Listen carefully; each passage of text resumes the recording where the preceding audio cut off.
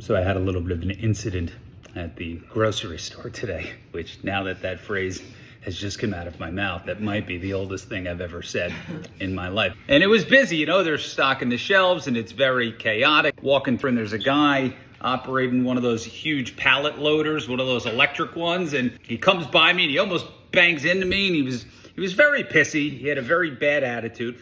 And listen, I get it. I've worked in warehouses and jobs where you got a lot of manual labor, you got bad days. So I said, all right, I'm gonna let him go and it's all good. And then I'm standing there and I'm picking out my chicken and he's backing towards me with this thing again.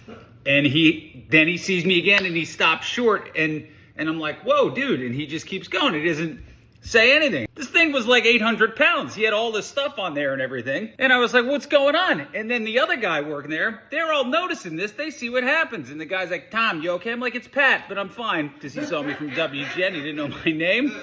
And at that point, I was upset, And the guy's disregarding me. He just gave me a dirty look. And I didn't know what to say. I just said, no. That's what came out of my mouth. I said, no.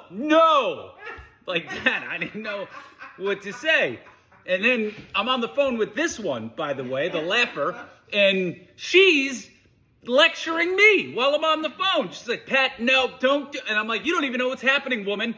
Then I hit him with like 100 bros. I'm like, bro, you almost hit me with that thing, bro. I was like, you gave me a dirty look over there for no reason. I was being cool to you, and then you almost do. And then I think it hit him, like, what happened? And he was like, I'm sorry. And then I was like, bro, you almost hit me. He's like, I'm sorry. And then I heard the sorry.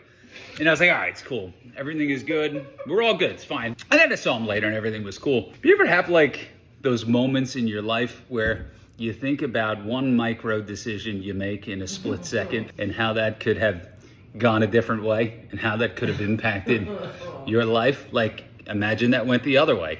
And imagine I'm getting into a brawl in the middle of the grocery store, right? And everybody's like, oh, is that who I think it is over there? That guy, is that the guy from the TV? And then, like, the Chicago Tribune picks up the story, and then it spreads like wildfire. And you know how these stories get legs, right? And all of a sudden, tomorrow, some guy's picking up his sausages at Paulina.